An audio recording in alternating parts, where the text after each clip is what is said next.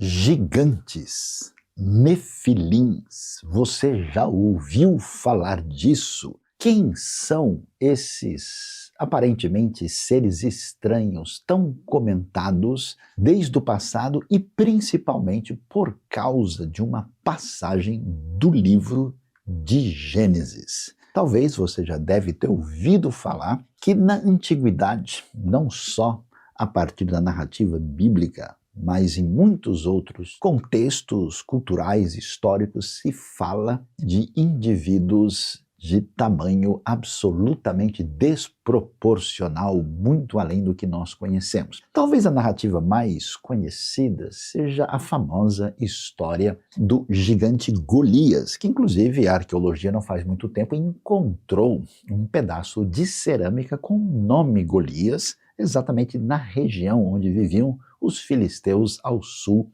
da terra de Israel. Mas, quando a gente olha a altura de Golias, que é uma altura de 6 côvados e 1 palmo, literalmente, no texto, a gente vai ver que Golias tinha aproximadamente algo entre 2,80, 2,90, que não é uma coisa tão fora do que nós poderíamos esperar. Quem conhece aí os maiores indivíduos da história humana sabe muito bem que nós temos gente que certamente constatado, ultrapassou 2,5 metros de altura, até alguns que chegaram a mais de 2,70. Mas, de qualquer maneira, que história é essa? Sabe, a discussão sobre esse assunto começa com o texto de Gênesis capítulo 6. Veja só, eu estou aqui lendo o texto que diz o seguinte: quando os homens começaram a multiplicar-se na terra e lhes nasceram filhas, os filhos de Deus viram que as filhas dos homens eram bonitas e escolheram para si aquelas que lhes agradaram.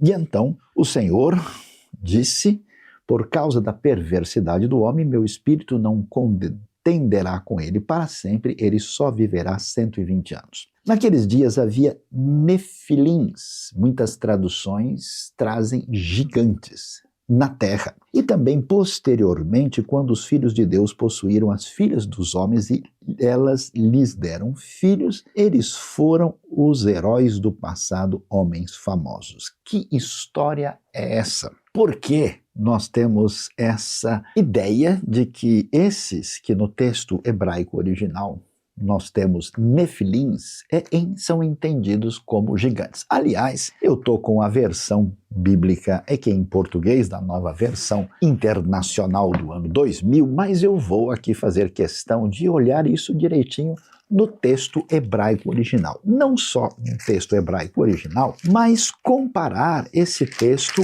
com aquilo que nós vamos encontrar também no grego. Aqui eu tenho diante de mim o Antigo Testamento Poliglota, uma obra que a gente desenvolveu há bons anos atrás. Você pode ver essa obra extraordinária que tem 4 colunas, grego, hebraico, português e inglês. E aqui nós vamos ver o seguinte, o que o texto vai nos dizer a respeito desse assunto. Ele vai dizer: Va'iru bnei Elohim et bnot Adam.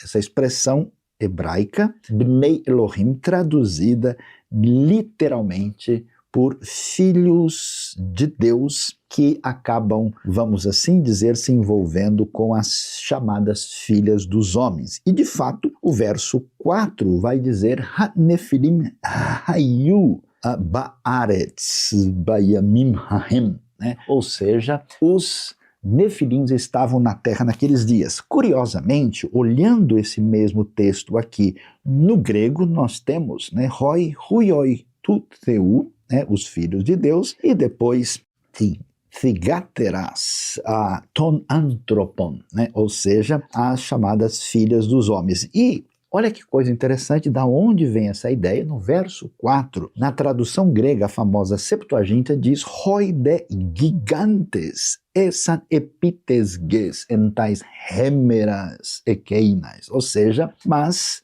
os gigantes estavam na terra naqueles dias. Quando a gente olha essa realidade, a gente vai perguntar, mas escuta, professor Sayão, e olhando a questão da teologia, olhando a questão linguística, como é que a gente deve entender esse cenário? E, aliás, a gente deve pesquisar, eu tenho aqui uma Bíblia arqueológica, um Atlas da Bíblia, até um comentário muito bom de Gênesis, que é traduzido do alemão para o português, de Hans-Jürgen Brommer. Mas o que a gente entende? Vamos lá. Esse texto está falando para nós sobre aquilo que antecede o dilúvio. Quer dizer que a humanidade foi perdendo o seu caminho de tal maneira que o texto bíblico vai nos dizer que a terra havia se enchido de violência.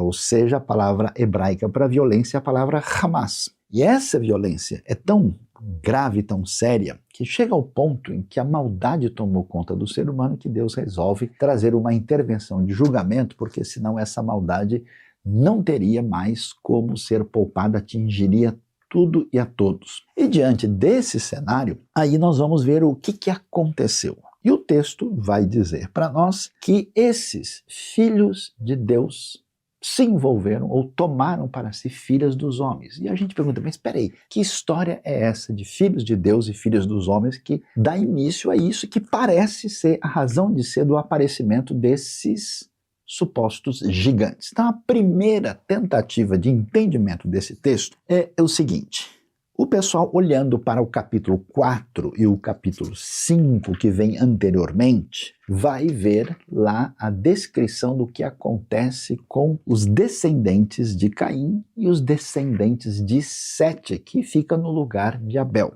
E a interpretação que acabou chamando a atenção de muitos estudiosos na história foi a seguinte: que os descendentes de Abel, ou melhor, de Sete, que ficou no lugar de Abel, eram os filhos de Deus, ou seja, pessoas de comportamento e de índole ligada à justiça. E que eles se envolveram com essas chamadas filhas dos homens, que seriam descendentes de Caim, de uma sociedade, de uma geração corrompida, marcada por violência e imoralidade. Então, a ideia é que, quando se juntou esse grupo que está envolvido com justiça, com injustiça, houve uma corrupção geral da humanidade. Essa interpretação que muita gente segue, ela parece atraente para alguns, mas ela tem uma série de dificuldades. Primeiro, que não faz sentido a gente ter ouvido falar de Caim, falar de Abel, de Sete e tudo, e de repente esse pessoal muda de nome para filhos de Deus e filhas dos homens. E sem qualquer referência, por que a coisa teria sido mudada de uma maneira tão assim, podemos dizer, desnecessária? Não há nenhuma indicação no texto de que essa é a razão que está por trás da discussão aqui. E até é estranho, porque é curioso que essas filhas dos homens são chamadas de mulheres muito belas, muito bonitas, e a gente fica pensando, né? Quer dizer, parece que essa geração perversa é cheia de gente bonita, ou seja, tem muita coisa que fica faltando nessa conexão e nós não encontramos nada mais em toda a Bíblia que possa reforçar essa ideia, que é atraente para alguns, mas não encontra nenhuma referência direta no texto. No entanto, algumas pessoas, entendendo que essa expressão que nós lemos aqui no hebraico, Bnei Elohim, que é literalmente filhos de Deus, em alguns textos isso pode significar anjos, seres angelicais. Olha só que ideia curiosa, que é a segunda interpretação. Esse pessoal dessa segunda interpretação entendeu que os anjos se envolveram com as mulheres e deram origem a seres assim diferentes, que seriam exatamente esses gigantes. Ou seja, esses gigantes seriam uma espécie de híbrido entre anjo e ser humano. Veja que coisa curiosa. E por que algumas pessoas sugeriram isso? Você vai encontrar, de fato, por exemplo, no livro de Jó, quando você lê ali no começo, né, que Satanás vai tentar acusar a Jó, o texto vai dizer para a gente literalmente o quê? Que quando os filhos de Deus foram comparecer perante o Senhor, Satanás veio no meio deles. E então, como naquele texto, filhos de Deus significa anjos, a compreensão dessas pessoas é que aqui também significaria, mas preste atenção, nem sempre uma mesma expressão na Bíblia tem o mesmo significado. Por exemplo, se você lê no Novo Testamento, Se você lê, por exemplo, em João, quando fala sobre filhos de Deus, e filhos de Deus não tem nada a ver com esse tipo de informação sugerida nesse texto. Então é curioso, por exemplo, que a gente vai encontrar, né, essa mesma ideia, né, dessa expressão hebraica que pode ser com a palavra Elohim ou com a palavra El, né? Quando a gente lê, por exemplo, o Salmo, né, como é o Salmo 29, verso 1, diz assim: atribuam ao Senhor os seres celestiais, que pode ter o sentido de anjos, mas também tem o sentido de poderosos, como muitos estudiosos entendem que significa isso, ou seja, essa expressão nem sempre tem esse significado. Agora, a razão por que algumas pessoas acharam que é possível entender isso que parece muito estranho ao entendimento mais fundamental é por causa do que nós vamos encontrar em 2 Pedro capítulo 2 e mais particularmente na carta de Judas, no verso de número 6. E quanto aos anjos que não conservaram suas posições de autoridade, mas abandonaram sua própria morada, ele os tem guardado em trevas, presos com correntes eternas por o juízo do grande dia. E de modo semelhante a esse, Sodoma e Gomorra, cidades ao redor se entregaram à imoralidade e a relações sexuais antinaturais, estando sob o castigo do fogo eterno, eles servem de exemplo. Então o que a gente percebe aqui? Que se fala do erro de pessoas do passado, né, do povo de Israel em relação ao Egito, de anjos que não conservaram a sua posição, mas também pecaram, e depois a menção daquilo que é apresentado no comportamento de Sodoma e Gomorra. Agora, preste atenção, em nenhum lugar o texto diz que esses anjos explicitamente cometeram algum ato ligado à sexualidade. Então é muito inadequado, porque o texto está dizendo que aqueles 3 tipos de pessoa pecaram e não dá para a gente comprovar ali que houve alguma coisa nessa direção. Agora, é interessante a gente observar aquilo que o próprio Jesus vai afirmar, né, no livro de Mateus, quando ele vai conversar, né, com os seus opositores religiosos, que vão dizer para ele que como é que vai ser essa história de casamento lá na eternidade. Se uma pessoa casou aqui, com quem essa pessoa vai estar casada na eternidade? A resposta de Jesus é interessante porque ele vai dizer o quê? Ele vai deixar claro, né, que as pessoas no mundo vindouro serão como os anjos que não se casam e nem se dão em casamento. Então, como está claro, né, da parte de Jesus, como a gente pode ver no próprio Evangelho de Mateus, não existe essa ideia de casamento angelical. Se os anjos não se casam nem se dão em casamento, imagine anjos casando com seres humanos e gerando gigantes. Que história mais estranha é essa? Portanto, essa interpretação não subsiste também. Então a pergunta é, professor Sayão, então se quem tenta estudar esse texto e trazer uma explicação razoável, o que ele significa então? Então vamos voltar para a gente ver o que é que de fato nós vamos encontrar aqui. Então preste atenção.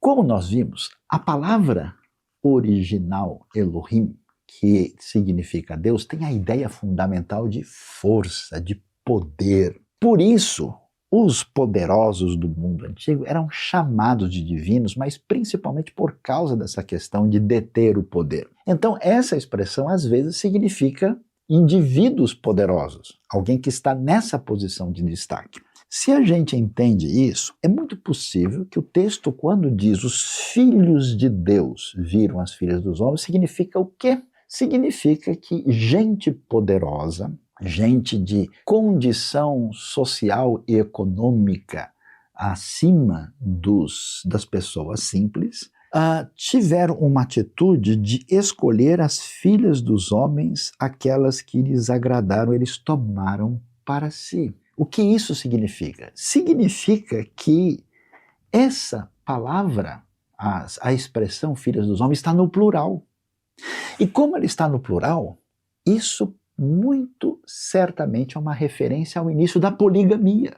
Essa que é a questão. Você tem gente poderosa do passado que começa esse processo de já não ter um relacionamento adequado a partir da própria teologia da criação. Então eles não estavam casados porque se amavam, porque tinham um relacionamento adequado. Não, esses homens começam a colecionar mulheres do seu harém. Isso é interessante porque você vê no começo, Deus fala de Adão e Eva, quando a civilização de Caim se corrompe, tem um indivíduo chamado Lameque, ele é o primeiro bígamo. Ele tem duas mulheres chamadas Ada e Zilá. E exatamente Lameque é o primeiro indivíduo violento.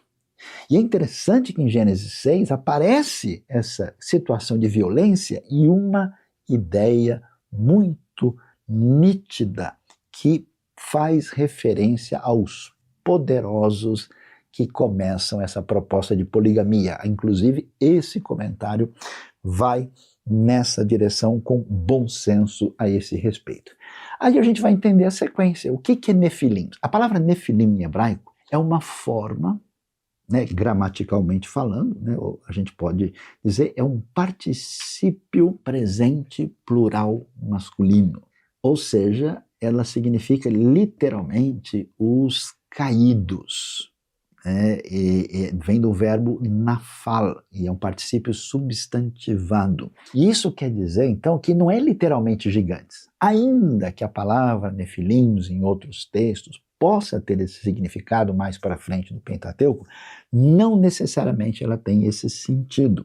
Então, literalmente, os caídos. Agora, preste atenção. Quando esses filhos de Deus possuíram as filhas dos homens, e a ideia, inclusive o texto hebraico que está aqui no Gênesis, pode dar uma ideia de tomar para si de uma maneira que envolve um certo grau de violência, ainda que não seja explícito isso, aí elas deram filhos a eles. E agora preste atenção, como faz sentido, o verso 4 diz que eles foram os heróis do passado, homens famosos. Aí a gente começa a entender como essa ideia familiar, essa ideia do homem e a mulher ali que se encaixam e formam a base da sociedade e da família, ela é totalmente prejudicada por esse tipo de relacionamento problemático que vê nessa disseminação poligâmica que o texto de Gênesis mostra que não é referência. Aí o texto vai falar da perversidade da maldade espalhada, porque você imagina, as crianças criadas dentro do ambiente poligâmico, imagina que tipo de relacionamento de pai e mãe, nesse contexto aí, seria muito difícil de prosseguir adequadamente. E aí a gente vê, então, por que Nefilim veio significar gigantes? Preste atenção, é possível que a ideia de gigante, de alguém de grande dimensão, não fosse necessariamente uma ideia literal. Ou seja, eles eram gigantes sociológicos, gigantes de expressão. Por isso eles são os homens de renome. E isso parece fazer todo o sentido. E faz todo o sentido na leitura de Gênesis, começando desde o início até chegar ao capítulo 6. Então, é muito difícil entender que a ideia tem a ver com a geração de Sete e a geração de Caim. Não há nenhuma referência que caminhe nessa direção. É muito estranha a ideia de anjos se juntarem a mulheres e nascerem seres híbridos monstruosos. Parece uma coisa completamente fora da realidade. E, finalmente, o que parece fazer sentido é que o texto está dizendo que esse tipo de realidade de uma sociedade baseada numa poligamia, quando não existe um relacionamento de fato, de amor, entre aí o casal, que isso certamente constrói uma sociedade que acaba se afastando daquilo que é a vontade divina expressa nas Escrituras. Então, veja, se você lê a Bíblia, a sua cabeça entra em confusão.